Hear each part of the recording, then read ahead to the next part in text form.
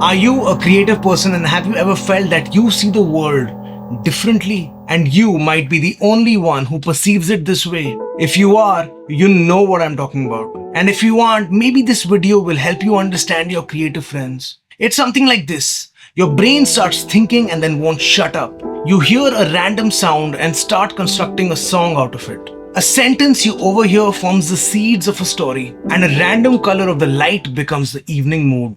I don't think anyone ever chooses to be creative. Most people can look at something and accept it for what it is. But for some reason, you can't.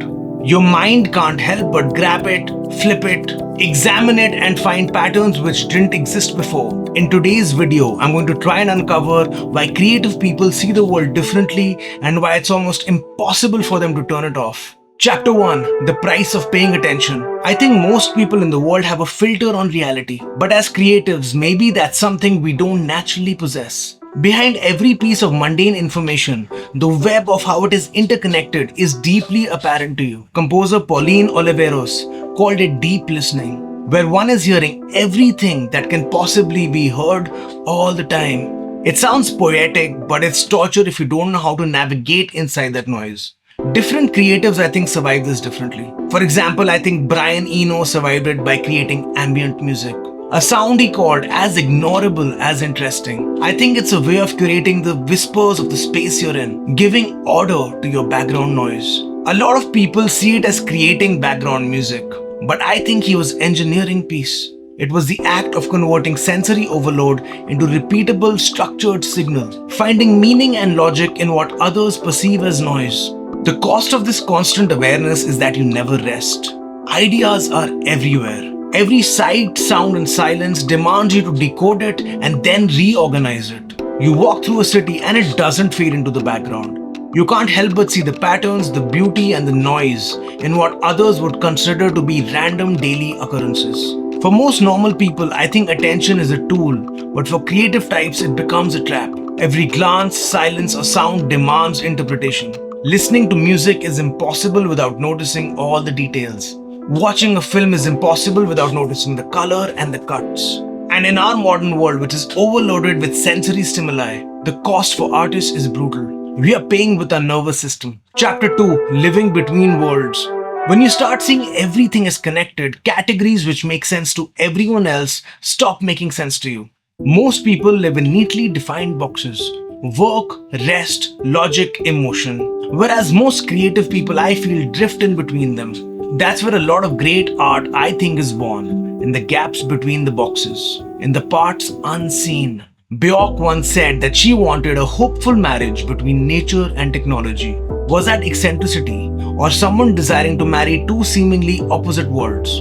You tell me. David Foster Wallace called artists born watchers. People who can't stop noticing the microscopic shifts in tone and motive. His famous quote is that modern life is 4 trillion bits coming at you. 99% of it shit. Again, what I think would be perceived as cynicism is probably just data fatigue. Too much information, all the time, all at once. So most creatives, I feel, build their own language, halfway between poetry and code, to describe what they see. And living in a society which worships simplicity, you start seeing nuance. And this mismatch between simple binaries and nuance becomes your exile. While people want certainties, questions become the creative mind's second nature. And this is where you start feeling different and alienated from everyone around you. But everything that our culture celebrates, design, empathy, and innovation, comes from people who refuse to stop connecting things that seemingly don't belong together. So where a lot of creative people feel alienated for living between these unseen worlds, I think it's time to reclaim your power. You're creating and mapping out worlds and visions not yet breathed into life. Chapter 3. The Loneliness of Seeing Too Much. But seeing and sensing so much comes with a cost. The deeper you go, the lonelier it gets. I think the problem with hyper-awareness is that it comes with a pretty steep cost. Most people share a common, agreed upon reality, whereas you are seeing the layers beneath it. And because that part is unmapped, there is no common language for it. So the way you decode reality becomes your own. The words, the codes, the systems, all coming from a place which is completely self-generated. And in this uncharted territory, You see a beautiful but a higher resolution version of the world. Stunning but isolating. And as you age, you may find that not many people share your vision. That maybe this ultra high definition version of the world is solely your own. You start to envy people who can exist without seeing it this way, who can love the world without dissecting it, who can dance as if the music is flowing through them without having the need to analyze the rhythm, who can exist and accept the world for what it is, but not always see it for what it could be. The more deeply you perceive, the harder it becomes to belong. Cultural critic Mark Fisher called it hauntology, the feeling of being haunted by futures that never arrive. And in these moments of creative exhaustion, you start to wonder if feeling and seeing and creating the patterns you see in this world is worth it. If being ignorant is truly the cure. And then out of nowhere comes a color, a pattern, or a melody. And you remember that this isn't something that comes with an off switch. This isn't social loneliness, it's existential. Chapter 4, The Price of Wonder. Seeing differently isn't just mental, it's physical. The constant flood of sensory and emotional input has to go somewhere, and it lands right in the body.